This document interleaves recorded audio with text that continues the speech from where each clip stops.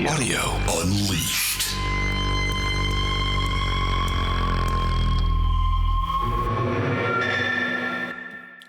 Hi, this is Audio Unleashed.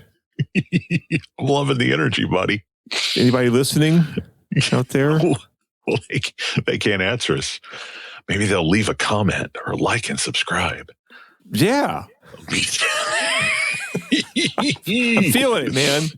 Yeah. So we are Audio Unleashed. We are a podcast about audio and stuff, and we have some audio things to talk about today. Wow. Am I starting the discussion about what we're talking about today? You are, man. What's the first thing on the plate? How can we talk for like an hour and a half and not have figured this crap out? I don't know. Because we're, rejecting professionalism or something, or maybe we're just screw ups. Or we're keeping it real. We are keeping it real. Keeping it 100. You're never going to see Lego Audio Unchained on Fortnite. You don't even know the name of our podcast. We're Audio Unleashed, man. Audio Unleashed, right. This spoiled my joke. I was alluding to the new Metallica, the Fortnite, which is like a video game with Lego Metallica on it, which to me is like the ultimate sellout, which we would never do. I don't know, man. I would, for enough money. I mean, throw a couple of million at me. I would make a Lego me in Fortnite. Well, we would never do it because no one would offer. That's a good point. We're incorruptible because no one wants to corrupt us. Right. Anyway, so first thing, bam, here we go. Yeah. Bam. Yeah. Strap yourselves in. All right. First thing we're going to talk about is GN Group, which is Jabra, which I didn't even know until I saw this news item. Jabra, which is, well known as one of the leading manufacturers of, really good true wireless earphones and headphones, is bailing out of the wireless earbuds consumer space, according to this article in Audio Express by Joao Martins. And Audio Express is a, kind of a super technical audio journal, more engineering oriented than, and industry insider oriented, which I love and write for. They are bailing out of that business to focus on the hearing aid business, or what they call the hearing division, which I guess would mean wearables, hearables, whatever. But this is a big deal because they've been like a leading brand. I mean, they've been a Wirecutter pick for a long time. I actually owned a set of their true wireless earbuds long enough for the battery to wear down and become useless. Wow. So that's my first time I've ever done that. This is a major manufacturer bailing out of kind of the biggest headphone market right now. And we are going to discuss why they did this and all the industry trends and the things that matter to Audio Unleashed. Yeah, that was a little on the slow side, pal. Sorry. I didn't know you were queuing me up. Sorry. You awake? I am. I'm so just anyway, old. We're going to go into what this means for consumers and what this means for audio enthusiasts and what it means for the audio industry and things like that. And then we are going to segue seamlessly into... I'm gonna make this one short because I don't want to give away too much. But we've talked a lot about the channel Passion for Sound here lately, and Lachlan, who runs it or operates it or is the face of Passion for Sound.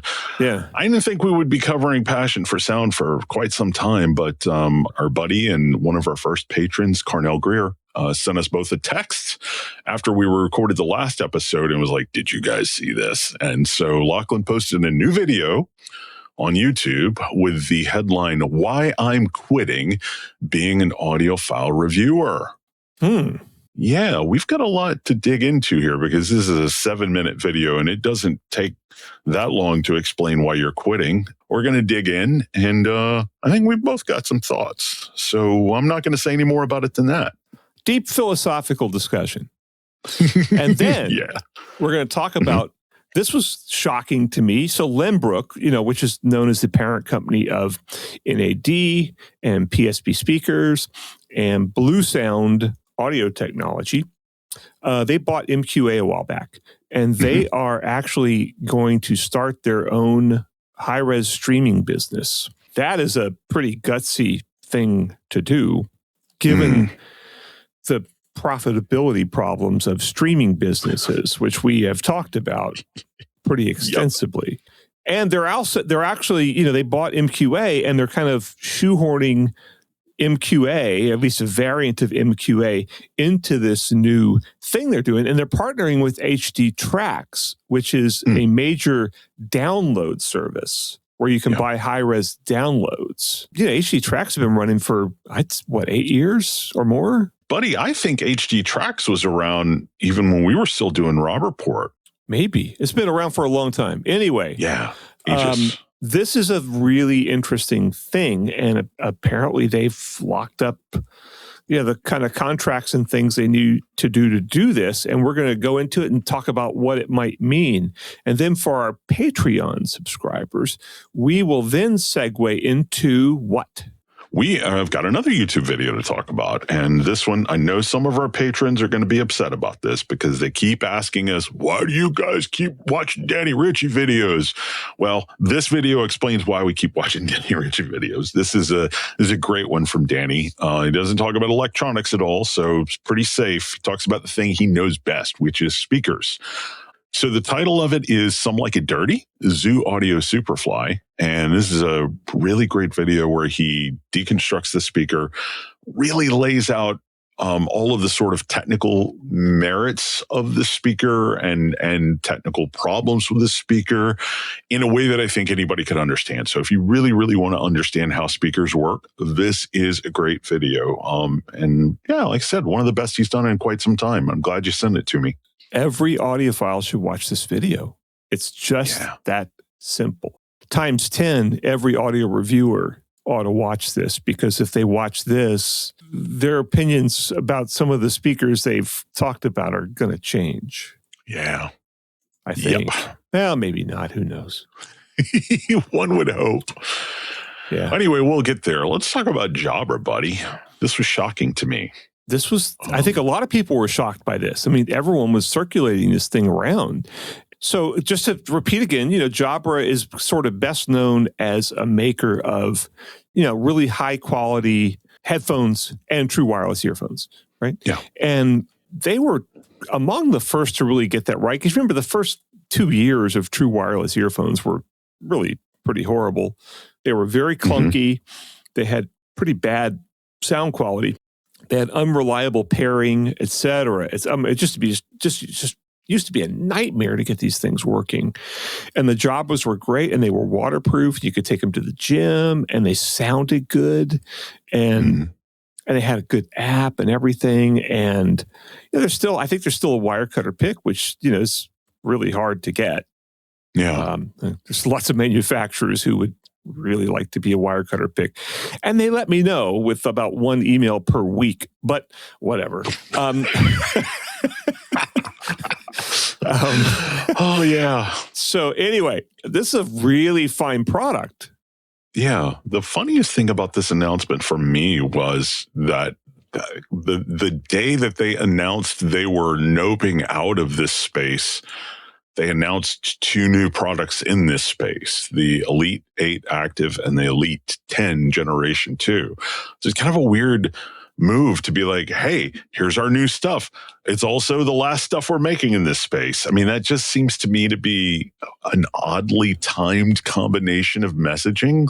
Do you have any sense of why they would do that? Like, why not at least wait 6 months to I mean, it shows a certain amount of integrity, but if you're going to get out of a market, you don't launch a new product then, because no one's going to buy it. Because even though they say it's going to, we're going to continue to support these products. We are a company. We're going forward, but we're going to continue to have support for all these things. And look, let's face it, the lifespan of these products is 3 years, maybe. So they're all going to die out by then. The batteries, like mine, the batteries will die or get to where they hold a charge for like an hour. In which case, you've got to throw them away. But, they are going to offer support. And so if you like the product and they are fine products, there's no reason not to get them. But people aren't going to do that math. They're going to be like, oh, well, they're getting out of the market, then forget it. I don't want that. I want something that's going to be supported. I'd love to see the demographic breakdown of people who are purchasing these things, the Elite 8 and the Elite 10, and how many of them are actually sort of plugged into coverage of this sort. How many of them read, digital trends or what have you, and actually have any clue that these are going to be the last of their type from Jabra? Or are they just like, yeah, I've heard Jabra is really good. Maybe they, have read some of Lauren Dragon's stuff on Wirecutter and they know the brands, but they're not necessarily going to see the articles that say, yeah, we're getting out of this business. So good point. Very good point. And I think that it's worth talking about, like, why are they getting out of the business? And I think the reasons are twofold. Number one, there's a lot of, when I got my Jabras, and that was probably back in 2018 or 2019 or something like that, I wanted something to go to the gym. And that was the best thing. Now there's a lot of stuff from people like Earphone that's $50 or less. I mean, there's some skull candies that are like $20, $25 that are actually kind of okay, for true wireless. So, you got a lot of good stuff in the $50 range, and Jabra stuff tends to be more like $150 or $200. And, they're pushing up into the Apple AirPods Pro range. And a few competitors to that, like, people like Samsung and Sony. And it's very difficult for a Jabra to kind of match the super, super advanced features that a Sony and a Samsung and Apple, of course, can afford to do. I mean, they just don't have the R&D budget to keep up with them. And with Apple throwing in new things into the AirPods Pro pretty constantly, how do you keep up with that if you're a Jabra? You can't. There's no way. I mean, just probably the division of Apple that works on this is bigger than all of Jabra. Yeah. Certainly it is. And Apple's snapping up audio engineers as fast as they can. So I'm told. Yeah. And of course, DSP people and coding people and all that stuff. There's just no way to. The $200 plus earphone market has basically become a computer market. I think it's entirely possible that I'm just being cynical here, but I wonder if Jabra could have continued to make meaningful traction in this space if they were a completely private company. Because in the announcement for this, they basically all but admit this is pressure from our shareholders, right? I mean, they say at one point that, it's part of our commitment to focus on attractive markets where we can deliver profitable growth and strong returns. And then, then they say it's our assessment that we cannot generate a fair return on investment compared to the many other opportunities we have within our hearing, enterprise, and gaming businesses. So, I mean, I think there is room out there for somebody to be the anti-Apple, anti-Google, anti-whatever, right? But I don't think they could do that being on the stock market. As soon as you add shareholders to the equation, it's like, nope, got to do the thing that's going to be the most profit. So when you look at the cost of these things, I mean, when they're selling $200 products, right? It's almost like the old, what the AV receiver market used to be is like so many high-end companies had to get out of surround sound because they just couldn't afford to keep up with the R&D on it. Right. And this is kind of the same thing because, I mean, the hearing aid market, you're talking about a much more expensive product, right? You're talking about you're getting into $800 products that are functionally not all that terribly different from, it's different, but like, the Jabra Enhance, their over-the-counter hearing aid, which is currently a Wirecutter top pick, is $1,700. Yeah. But when they're selling a product like that, they can put R&D into it and they can have a dedicated team that just sits there and works on them all the time. Yeah. Whereas if you're selling mass market earphones, forget it. Yeah. Now, how big is the hearing aid market versus the earphone market? It's a tiny fraction of it, but it's growing. And, we're seeing a lot less stigma around hearing aids. With all these over-the-counter products coming in there, it's getting a lot of press. It used to be elderly people were kind of embarrassed about their hearing aids, and now they're kind of into them. Yeah. Yeah. Because they have My dad's into Bluetooth, his. etc. Yeah, I mean, it's like it's almost become like an enthusiast thing that they want to do, almost like a new hobby. Yeah. So, Yep. I mean, I'm kind of actually looking forward to getting my first set. I mean, I'm a few years off from that, but it's like, oh, some new toy to play around with. What other thing? And gosh, I wish we could have had our friend Lauren Dragon on to discuss this, but you'll do as a good second place. Thanks. What do you think? I love you. You're adequate. Yeah, I know. So many of the other competitors that you've mentioned are phone specific, right? I mean, not a lot of people who have Android phones out there are buying AirPods, right? No. And one of the things but you can.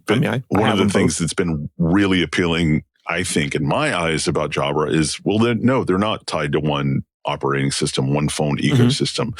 What manufacturer is out there who's going to be able to step into that void and make this sort of more universally compatible earphone that somebody can buy and know if they switch phones this September, they don't have to just, throw their headphones away or deal with loss of functionality or what have you? Sony and Bose. Okay. And let's not forget Samsung, which Samsung is now, JBL also. Yeah, that's a good point. But a lot of their stuff is very Android specific though, isn't it? I don't know. Honestly, I haven't reviewed too many of those I guess I've measured some for Lauren at Wirecutter, but I kind of get them and I have to get the app. I have to download the app and connect them to actually measure them nowadays. And I usually know how much you love a new app. Oh boy. And I usually try them, but I don't really remember that. But Sony and Bose, Bose was in the hearing aid business for about 5 minutes. And I don't think Sony is, but it wouldn't surprise me if they did it, and they would have the resources to do it. And the branding, Sony, if you got Sony branded hearing aids, well, that's pretty cool. That's cooler than Jabra, because Jabra could just as well be like some, like a medical company for all people know. The brand is not that well known, so that could be a dreary medical brand of like, the same brand as like your Walker or something, right? Yeah. Whereas Sony is always going to be hip. Sony could make a Walker and it would still be hip. Really? Do you think the youth think Sony is cool? Don't they? I don't know. I'm asking you, man. You're cooler what than I am. What do they think is cool if they don't think Sony's stuff. Cool? I don't know. Skull candy? Cassettes, apparently. Feo, whatever you want to call it, but they don't make anything technically advanced that I can remember. So I mean, really, the advanced earbuds are Apple, Sony, Bose. Yeah, somebody else I'm forgetting probably, but everybody else is kind of just like Earfun is just like, hey, here's a good set of true wireless earbuds for $50. All right, buddy. Well, anything else you want to add to this one? I mean, I think we've... No, I'm sad to see them go. I mean, I liked their product, and they had really excellent products that were ergonomic and sounded good. I mean, they kind of had everything you wanted, except that's, not going to be enough. So whatever. Maybe I'll get their hearing aids in another 5 years, 6 years, 7, 8. Who knows? All right, buddy, you want to take a break, go get some water, and come back and talk about passion for sound, quitting? Yes. Meanwhile, here's our new tune from the Butterburger. What do we call it? Butterburger House Band. Yeah. All right. Here we go.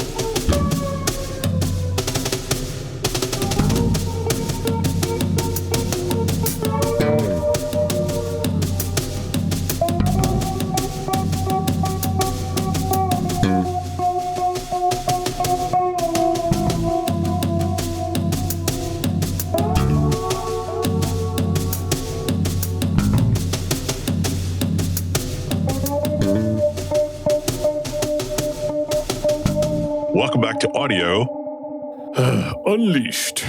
Oh, God, I'm not getting What do you anything want? good Do I out of have to you. do the redneck thing all the time? No, you don't. You just have to do something good. How hard is that? Not everybody has man? to be a redneck.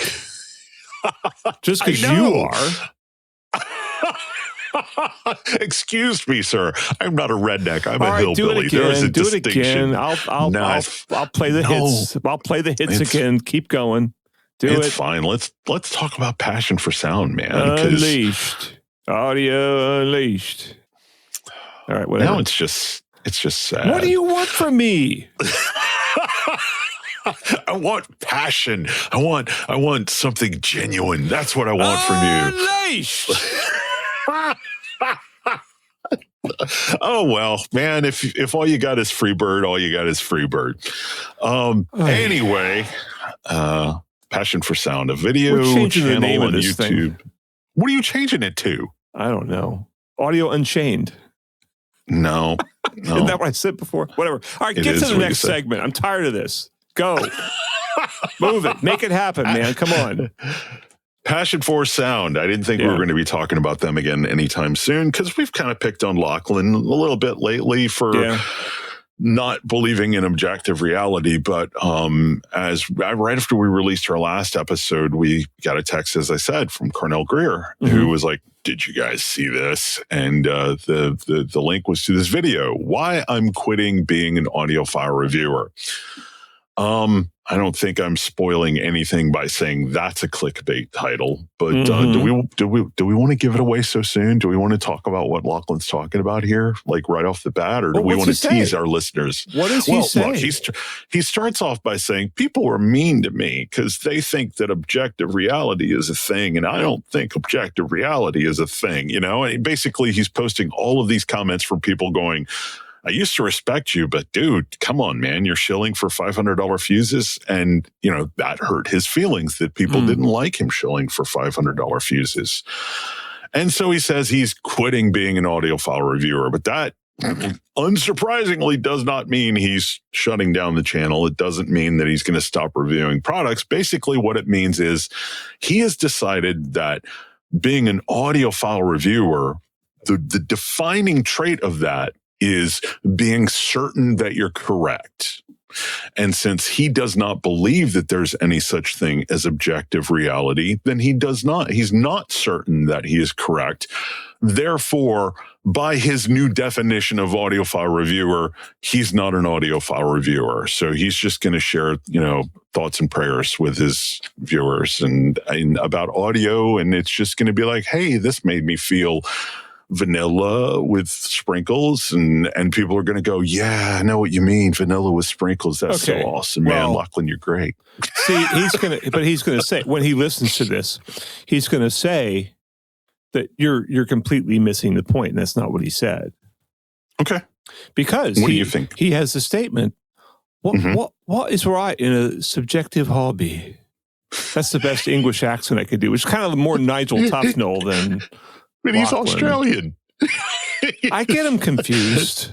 Oh, how could you look, man, the thing about England is there's literally a different accent every block. Like your neighbor across the street has a different accent from you. But in Australia, I don't care if you are from the outback or if you are like a posh chick living in city. It is all the same accent. Okay. Like, well, anyway, whatever he is.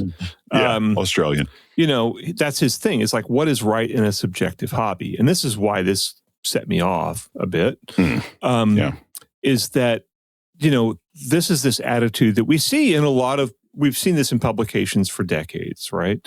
Where they say, well, it's subjective. It's, you know, music's all about emotion. And so whatever your opinion of, you know, whatever your reaction to a piece of audio gear is, well, that's valid. And my attitude is, okay, it's valid for you, but how is it relevant to anyone else? Why is it worthy of anyone else to consider what your emotional reaction is to getting a $500 fuse for free and shoving it into your amplifier and then reacting emotionally to whatever it is you chose to listen to that day? It has nothing to do with it's it's like what's your favorite color? What's your favorite color is not worth reporting on. I mean, color trends maybe, but like what, Dennis, what's your favorite color and why should I care? I mean, Captain America blue because it's the best blue. Okay, fine. But like, who cares? Right. Other than you. That's a good point. And, your wife, because she kind of has to, but nobody should care. It's like, the thing is that we do actually know what is right in a subjective hobby. Okay. If you grab an equalizer, right, and you start just jacking around with them, which is what happened when they introduced equalizers way back in the 70s. I remember I was there, and the MXR 114, I think, was the first like widely available one. They had an ad with some dude with a beard who, which back in the 70s made you, a hipster kind of, it wasn't normal back then, or as normal. Yeah. And, and he's got this MXR thing with 10 sliders per channel. And how this can really dial your system in more than the stupid bass and treble controls on your receiver. And but people got those things. And then a lot of manufacturers also have made them, and a lot of people started putting them on regular stereos and receivers. And the things that you would see people do with those equalizers were like they push like 31 hertz all the way up, and then they pull like 63 hertz all the way down, right? Yeah. Just stupid stuff. It's just the worst, and people are just changing the sound based on who knows what. And you can, a lot of people that I knew wanted the EQ sliders to look pretty, right? They wanted them to make a pretty pattern. Absolutely. Right? And then they make the right like radically different from the left. And we can say, in a subjective hobby, that is wrong. All right? Whether it's subjective or objective, you are radically changing the sound into something that is unnatural. Okay? Yeah. Now, that's one possible objection to what he's saying, is that like, there are rights and wrongs. And also, we can tell whether or not a fuse makes an audible difference, just like we can tell with cables or amps or speakers or anything, or headphones or anything like that. We can tell if it makes an audible difference, all right? Because we can give you an ABX test, and you can go, okay, here's A, here's B. Now, here's X. Was X A or B, right? Yeah. If you can pass that test, you can say, absolutely, there is a difference, right? There's no question about it, all right? So, just do any kind of blind testing will tell you whether or not people, reasonable blind testing at match levels will tell you if people can hear this or not. You getting something in the mail and, shoving it into your system and thinking you heard something. I mean, maybe you think you heard something, maybe you don't think you heard something, whatever. It doesn't mean anything until you get multiple listeners and blind listening tests, right? That proves, that doesn't prove it's impossible to hear something, but it proves that the vast majority of people under normal listening circumstances cannot hear it. And it also proves that you can hear, if you get a positive result that other people can repeat. I mean, like get a Bose 901 speaker and a PSB, whatever speaker, and blind test between the two of them, and anybody can pass the blind test. And so you can definitively say there is a difference. Okay, so we can say that is right and that is wrong. And to say, a fuse can make this big difference in your sound, well, that's provable or disprovable, right? Yeah. And so it's not a matter of right or wrong. It's a matter of fact.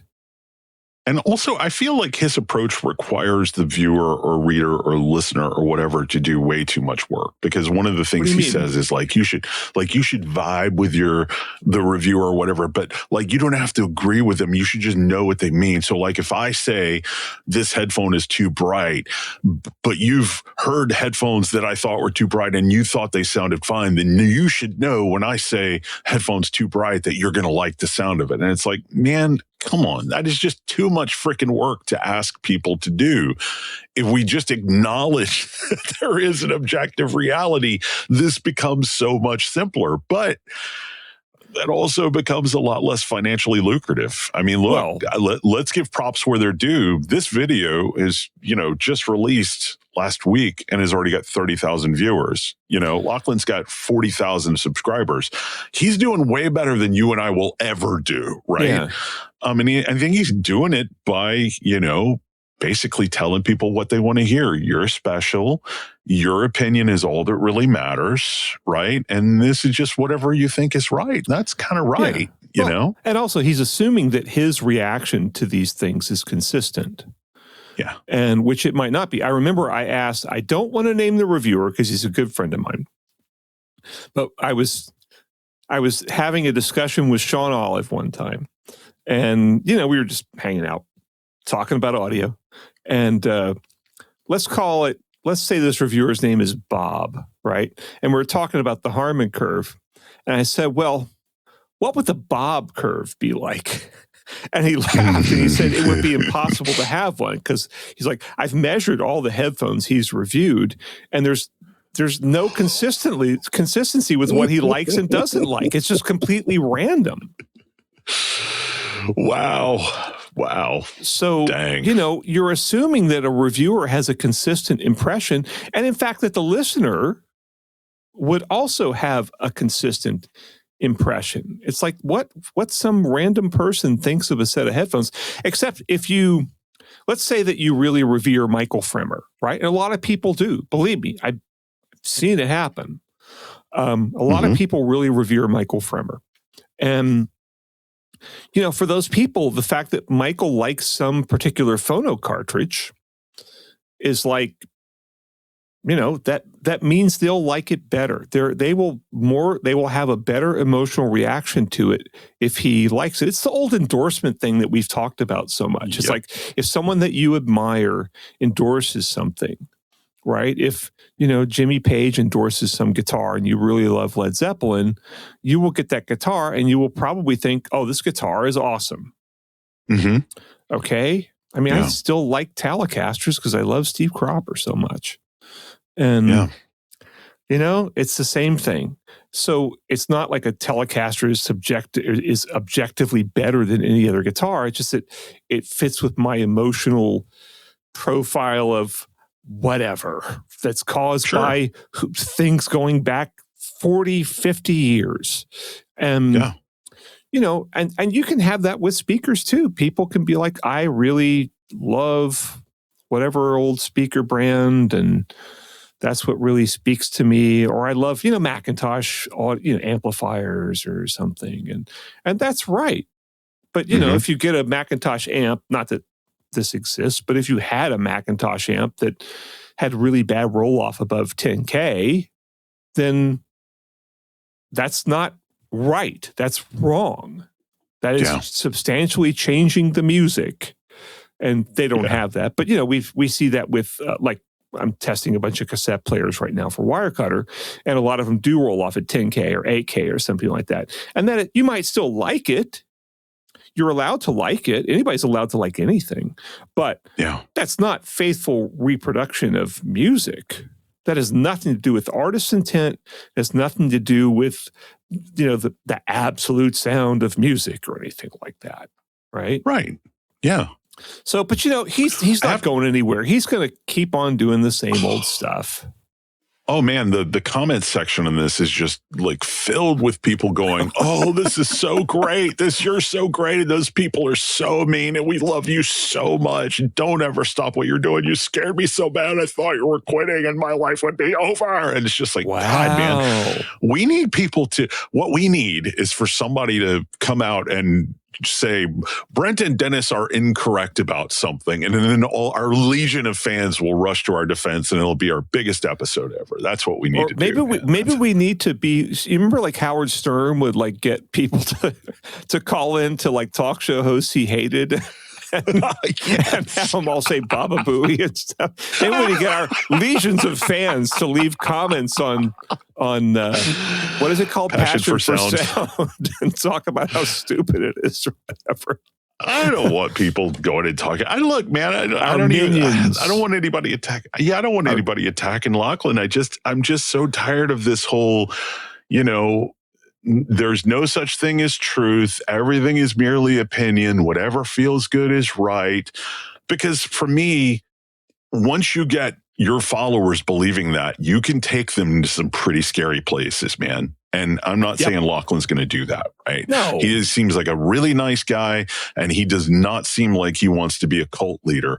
But that's how you start a cult, right? You convince people that there's no objective truth, that everything is just vibes and feelings. Yeah. And as long as they vibe and feel the same thing as you, it's all groovy, man. We're just going to be groovy together. And pretty soon you're putting crap in Kool-Aid. And it's just, I'm not saying that's where he's going. No, I'm just he's saying not going there. Come on. No, of course not. But it's just audio.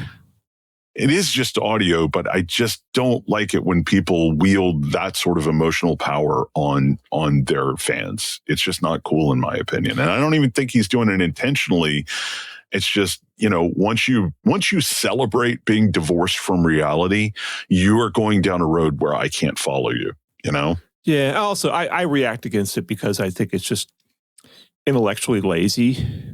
Mm-hmm. And it's kind of like, I was raised by an old Protestant work ethic dad who basically thought everybody in the world was lazy except for him, especially me.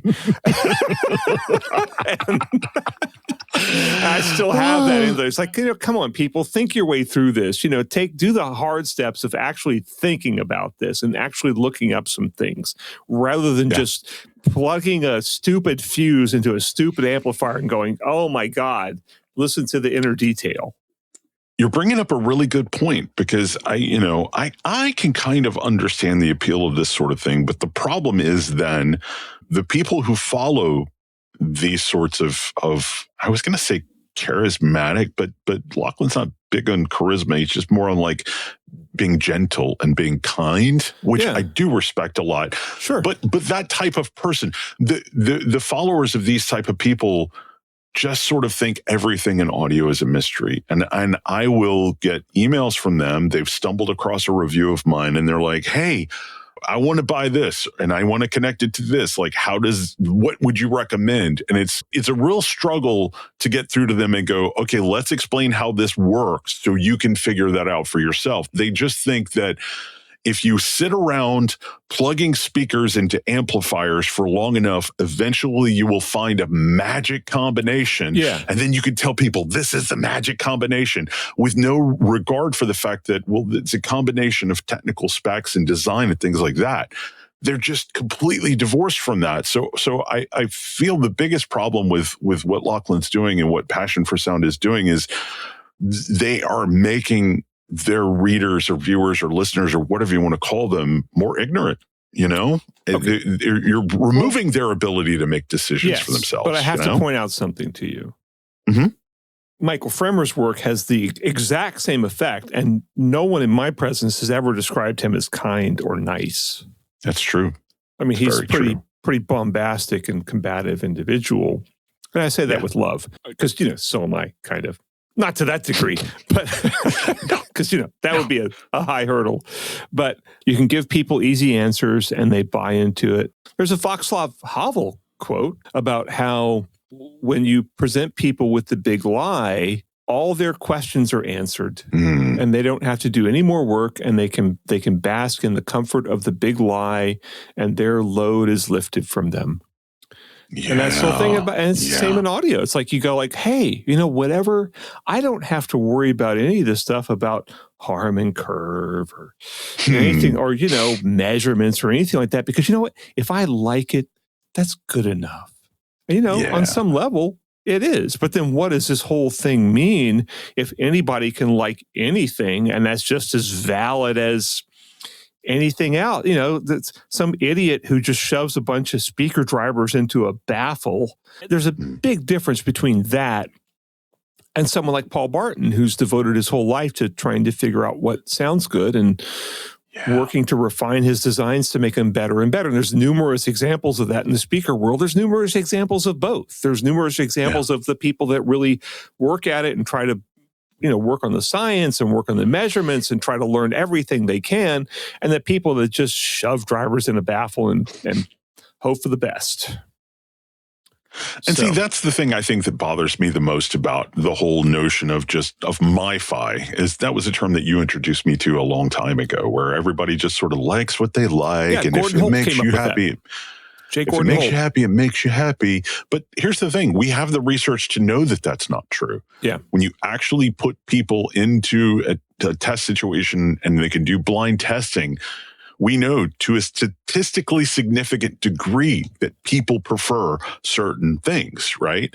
If they eyes are taken out of the equation, like the majority of people will like a well-designed speaker that measures well. Yeah. People always say, "Oh, I don't listen to measurements."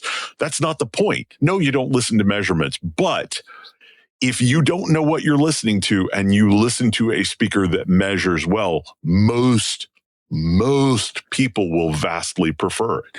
So that's why we could say, oh, this whole mi-fi thing is not valid, because we have the research to prove that it's not valid. So that's what annoys me the most about it, I think. Okay, what annoys me is that I was going to make a really good segue, and the more you extended that comment, the more difficult it got, because I mentioned Paul Barton.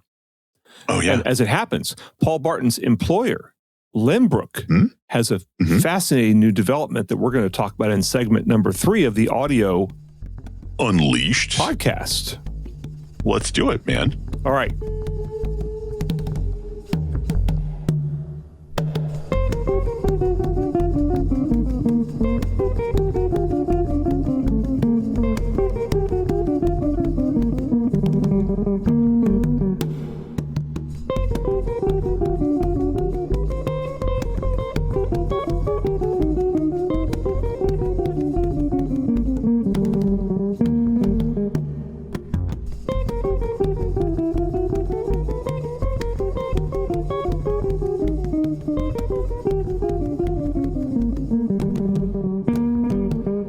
And we're back. This is Audio Unleashed. And we are going to talk about a new streaming service, and we sure did not expect this to happen.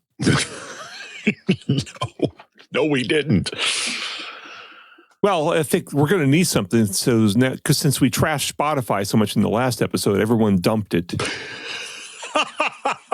Did they? Well, I did. Well, I think if we had that much influence, then they all would have just gone to Cobus, man. They wouldn't need something new. I mean, there's something that works. Oh, we influence the influencers. We're meta influencers.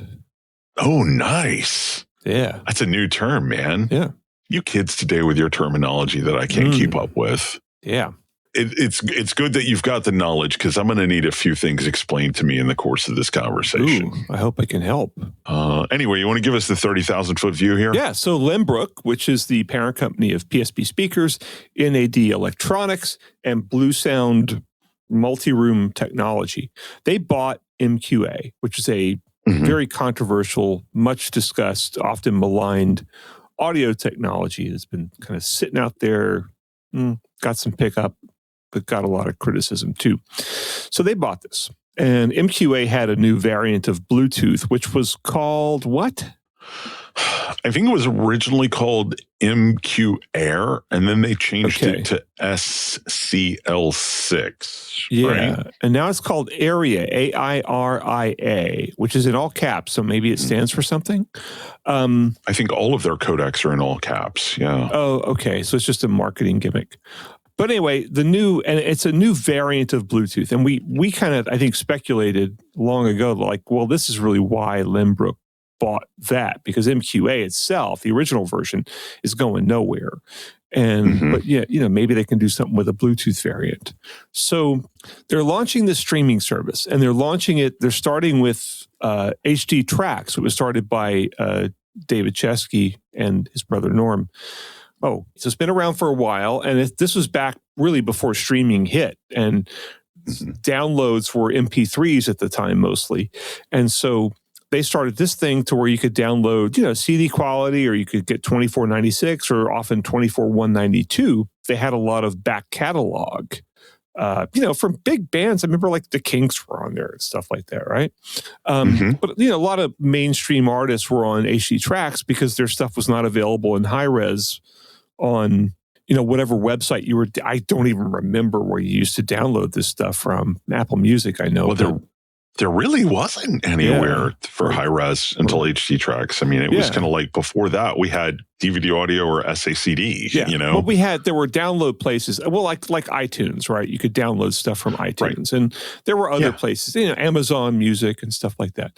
But this was the first high res service. And so they have a huge catalog of, and this is not all audiophile stuff, although I think most or all of the Chesky stuff is on there, which is great. Great recordings. The HDTracks is going to make this stuff available through Lenbrook's streaming service, which means, and they can get standard, FLAC files, which are basically losslessly compressed files, or they can get MQA, and I guess this new variant of MQA, this area thing. What they're promising here is that the streaming service will downgrade its service when conditions are bad, which I guess other things can't, like Qobuz can't do that, I guess. Not automatically. I mean, you can go in there physically and download and downgrade your Qobuz service if the transmission quality is poor, right? I guess I just had the complete wrong idea of what was happening here. So thank you. I thought it was going to be like, okay, if you're using a pair of headphones with area, then it will use that file, and if you're not, then it will use FLAC or whatever. So but what you're saying, I guess, makes more sense. Yeah. So in other words, if you're streaming 24/192 in the home, which I assume they're going to offer, and which, by the way, Blue Sound will work with. Yep. If you're streaming 24/192 in the home and you decide I'm going to go out to my car and start driving, well, you may have problems streaming 24/192, in which case, rather than you having to go in there and manually change it down to CD quality or MP3, as you would with Qobuz, this will do it automatically, is what I'm gathering here. That sounds like a good thing. I don't know how, I'm trying to think my way through how comprehensive their service can be. I mean, I guess if they're, they say they have deals with the 3 major record labels. And I was shocked to know there's only 3 left. Yeah. Anyway, they have deals with the 3 major record labels. And, I think starting a streaming service now is not that hard because you just hook up with the digital distributors like the CD Babies and the DistroKids and people like that. Then all of a sudden you have these giant libraries. That's why everybody has X million number of tunes, and everything that's on Apple Music is also on Spotify with, the very small number of exceptions. Yeah. Yeah. So this will be something that those places don't have. I mean, Chesky has a few things on Spotify, I know, but not many. Yep. So that's a good thing. I think certainly for audiophiles, this might be a pretty exciting new service. I mean, we have to wait and see what their smartphone app is like. Is their smartphone app any good? Is it, they did Blue Sound and that seems to work pretty good. But then again, Amazon, has infinite resources, and, their Amazon Music apps are horrible, I think.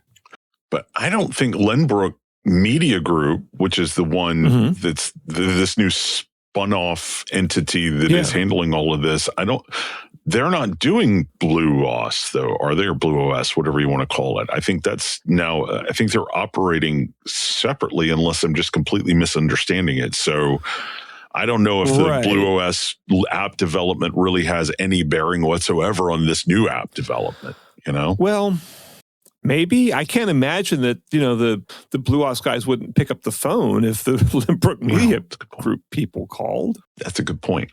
So I kind of think there's some kind of cross-pollination. It'd be crazy for there not to be. And I'm always hesitant to predict what anybody's app development will be like, because there are major manufacturers that have colossal resources that still screw that up. And, we just said Amazon, certainly Samsung has a reputation for some pretty dicey apps.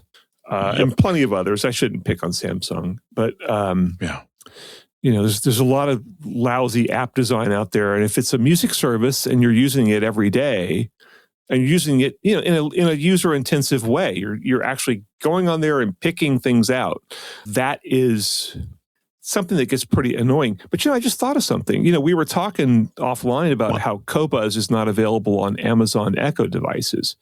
But right. I think that I have to think this service would be available on BlueOS devices. Oh, yeah. I mean, that's one of the big things that they're sort of pitching it as. Yeah.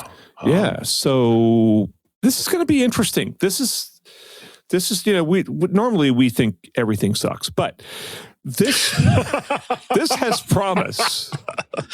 It does have promise. I mean, I think the biggest thing that I'm curious about is like what is it going to do to differentiate itself from Qobuz and Tidal? I mean, I think they're spinning the whole, Tidal gave up on MQA and we got it. So I don't know if that is the biggest selling point as they think it is, but like, what are they offering me that Qobuz doesn't? I'm not saying that they're not. I'm just saying that they're going to have to answer that question before I'm like really interested. Oh, I just noticed something. I'm looking at John Darko's article right now about this. And he talks about MQA Labs has 4 audio codecs. MQA, Focus, which is FOQUS, Chrono, QRONO, that really rolls off the tongue, and Aria, AIRIA, thus continuing the storied audio industry tradition of making things as confusing for consumers as possible. And here's the thing I wanted you to explain to me, and I guess maybe you can't because you're just finding out about it, but what Focus and Chrono, to me, they're calling them each codecs, but they don't sound like codecs. So for people who don't know, if you're interested, codec stands for coder, decoder, right?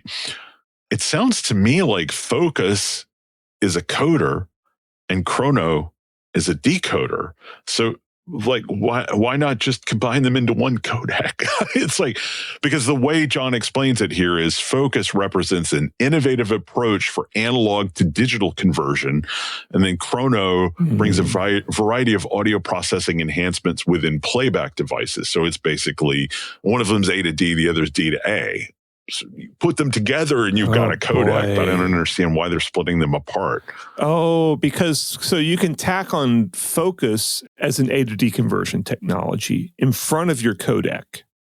All right. Because codecs can only work with stuff that's already digital, right? Yeah. So Focus is so you have MQA as your transport stream, but you use Focus to get the analog to digital. And they use Chrono. It's a Chrono. Okay. Chrono, I think. Chrono, whatever. Using that in your D to A stream. So what that is it's 2 more possibilities to license technology into solved problems. Yep. Oh man! So I'm all for this new service. I am not for revolutionary new methods of analog to digital and digital to analog conversion that won't be audibly better than any other thing unless you give it to someone who writes for the absolute sound. I mean, all you got to do to them is say, hey, there's time smear. And they're like, oh, no, that's bad. You're getting rid of that? Oh, you're great. Oh, it's so sad. All you have to say is, did I ever tell you about, I was having dinner with, I shouldn't say that. Well, what the hell? It's been years. I said there was a guy actually from Meridian. And this is after I think MQA had split off. And I was kind of like, I'm just always kind of confused why the reviewers just like glommed onto this thing so much. And he said, well, the fact that Bob Stewart invented it might have something to do with that. Yeah. I mean, so it's like, revolutionary new method of analog to digital conversion, which they don't understand in the first place for the most part. And oh boy! But all right, we're going to. It was coming from the company that invented Meridian lossless packing, right? Which was legitimately amazing. Yeah, legitimate technology. So the core of which still exists in Dolby True HD, I believe. You are correct. Yeah. So I'm not excited about that, but I'm very interested to watch the the emergence of this new service, and this might be something I want. I mean, it just depends on all sorts of things. Yeah. All right, buddy. You got anything else you want to add to that one? No, we are watching this service's career with great interest. All right, there, Palpatine. Yeah. You want to do some credits? Yeah, we are Butterburger Productions, right? Good job, buddy. It was a production of getting... Butterburger Productions. You had it there for a second, sure. You're editing this one. I know that for sure. Yeah. I am. So it'll be cleaner than normal. And you already... Wait, what? Well, I cut out more stuff than you do. Well, that's true. I'm a lot more surgical in my edits. I cut out more of the ums and stuff like that. Oh, okay. You didn't notice? Well, I cut out a lot of ums, buddy. So sometimes I just leave them to make it sound like natural human speech. Also, sometimes if you're talking over me, I just cut your voice out entirely. That I did notice. Yeah, I get muted a lot more than you do. You already spoiled it, but we got one new tune coming for folks. We do, and then we'll dredge up some old tune. Yeah. All right, man. Anything else you want to say before we move on to our Patreon segment? No, let's just say goodbye for now, and we thank you for listening. And did we mention like and subscribe? I think we did at some point. If not, then people do that for us. Yeah. Hey, leave us a review on iTunes. That really helps. Post on other people's comment sections that you should listen to us instead. Yes, guerrilla marketing. All right. Well, everybody, thanks. And we'll see you in a couple of weeks. Patrons, stick around. We got one more for you. Bye, everybody. Hey, thanks for sticking around to the end. If you liked what you heard and wish there'd been a little bit more of it, we got some good news for you. Indeed, we do. If you check out patreon.com/audio unleashed, all one word, you can get new episodes a little earlier than everybody else. And sometimes it's like a day or two early. Sometimes it's nearly a week. We never really know until we start editing. But the big plus is that you get extended cuts of every episode. And usually that's going to mean a whole extra segment that's about maybe a geekier topic or something that's a little more personal to us, or something that's just going to really appeal to the hardcore Audio Unleashed listener. Yeah, what it boils down to is if you're somebody who would support Audio Unleashed on Patreon, we're going to make sure the bonuses to every episode are really aimed straight at your interests. Yeah, and so if you want to hear these segments, you can subscribe to our Patreon for $3 a month, which is less than I spend every single day on my cup of coffee when I go to Starbucks to write my boring articles. Yeah. One more time with that URL, that's patreon.com/audio unleashed. Or audio unleashed. Yeah. Thanks. Thanks, everybody.